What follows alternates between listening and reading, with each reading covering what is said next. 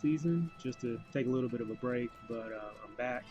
And this is the first build I've been able to come up with since starting season 9. And this is based off of all the gear that Godala has blessed me with. Now, what's really funny is I got my first set from Godala before getting my set for the journeys, but that's a different story altogether.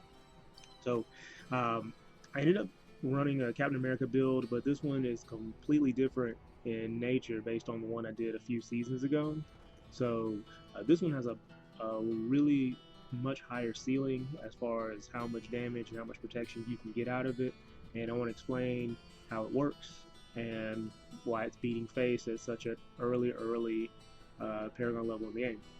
So the build itself is based off of the Akkhan set, and ultimately the Akkhan set just rewards you immensely for being Akarat's champ.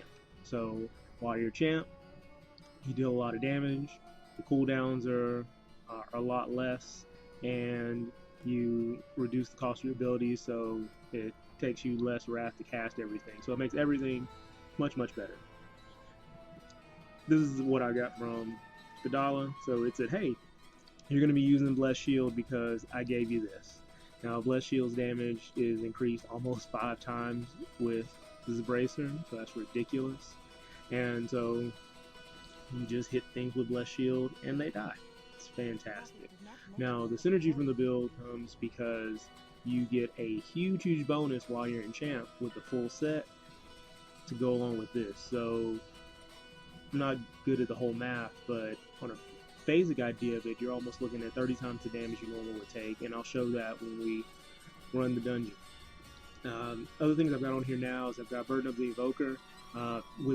With the Ring of Royal Grandeur, you're actually going to be able to do a 3-piece, and so once I get the 3rd piece with the Bracer, then I'm going to cube this. That's going to be my Armored Cube skill, and then I'm going to be going for the Belt of the Trove. I cast Bombardment every 6 seconds, which means I'll get 50% damage reduction all the time because the damage reduction from Bombardment on this build lasts for 20 seconds. So instant damage reduction is like you have the Unity Ring on, but you don't. So you can't beat that. Can't beat it at all. So that's what I'm farming for now. But I brought this to you because right now I've already gotten up to where I can tear through 35 Greater Rifts. And level 35 Greater Rifts is kind of like your first milestone because then you can farm up your legendary gems to where they get to level 2. So I'm going to show it to you in action because all you're doing is champing it up, and once you champ, beat things up with the as far as with Blessed Shield. Now, minor things that I've got, they don't matter because the build still works the same.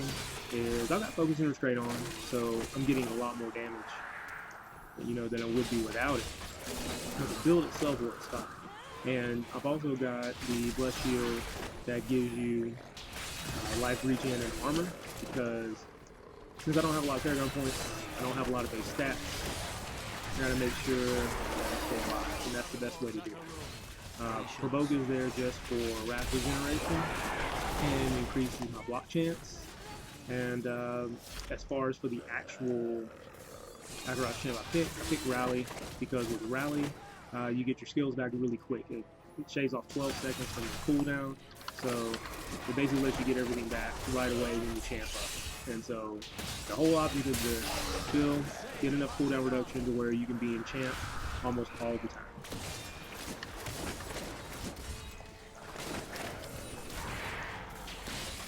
Not yet.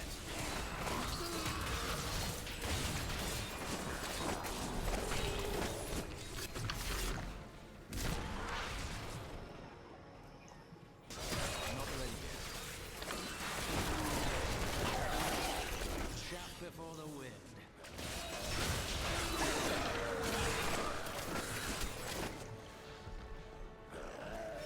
Patience.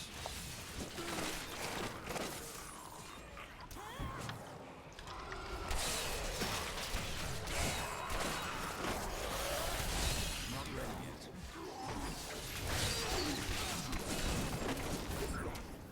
Yeah.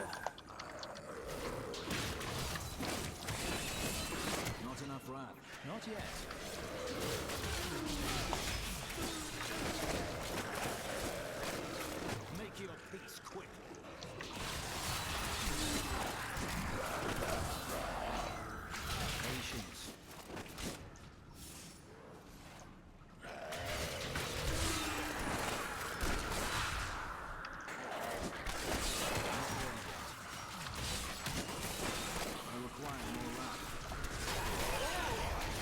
Nice. Before the wind.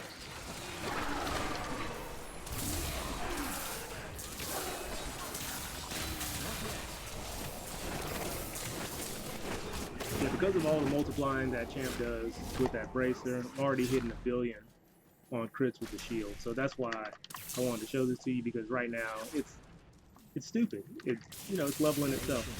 It's got a really big ceiling because you can get more stats, and as you get more stats, everything else is going to go up as far as the production value this build can give you. So it's great. Not ready yet. Bad luck for you, friend. And it's simple because most of the other skills really don't matter. Patience.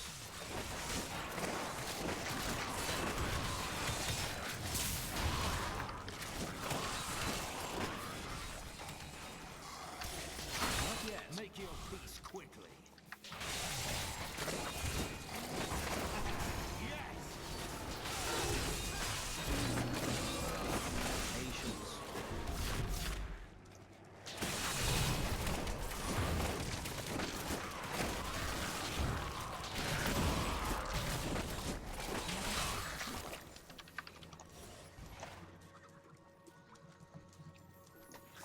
Not ready yet.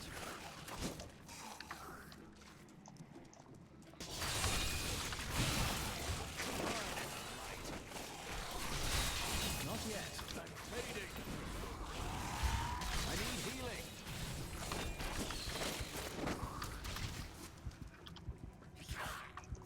Patience.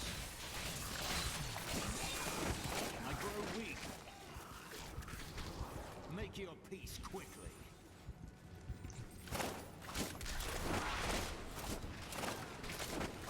Not enough wrath. Not ready yet.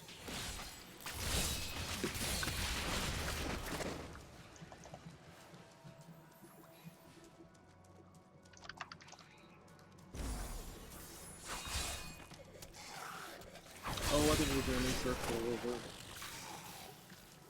Go in a big circle. Nice.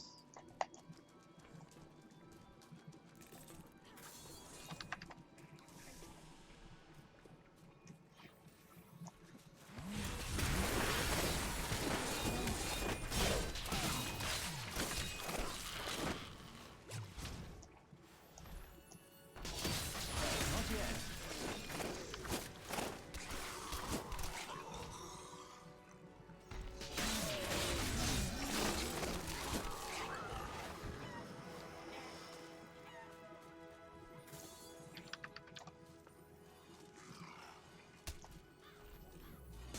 Not ready yet.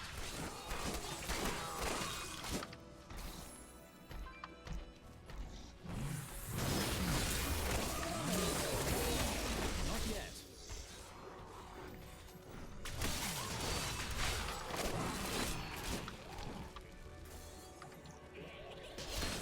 Patience. Woo!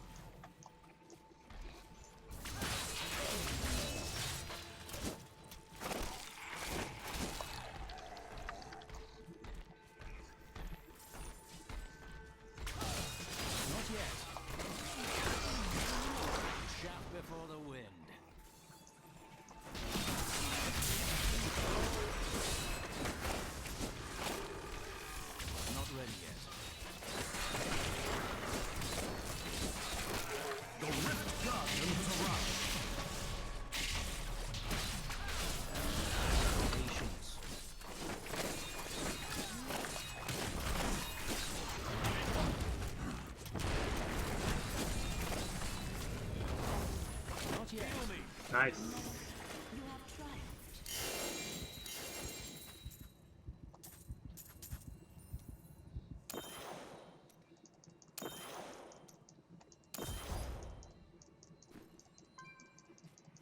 My name is Ashley, and like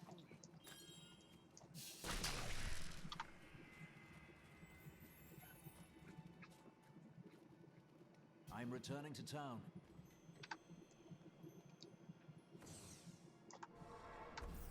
Yeah, so that's it. I mean, that's it. The build is doing a lot of the heavy lifting just from synergy, so it's really solid. Just gonna go over the parts that really they don't matter as much, but right now they're helping me along immensely, and making sure this build works way ahead of its time. All right, so again, the goal is to be in champ as long as possible, and so to do that, you want to have as much cooldown reduction as possible. The way I'm accomplishing it right now is I've got a good bit of help. Of course, I'm using a Royal Diamond. I'm not using Leoric's Crown because that would double the cooldown reduction.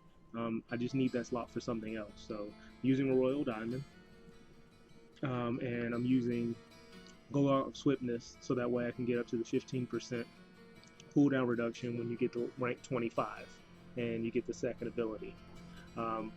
Outside of that, you know, I've got 41% on all of my gear, and you know that gives me more than enough to make sure I can have champ running every 20 to 25 seconds. So you saw there was very, very little downtime unless there weren't any mobs around where I didn't have champ up.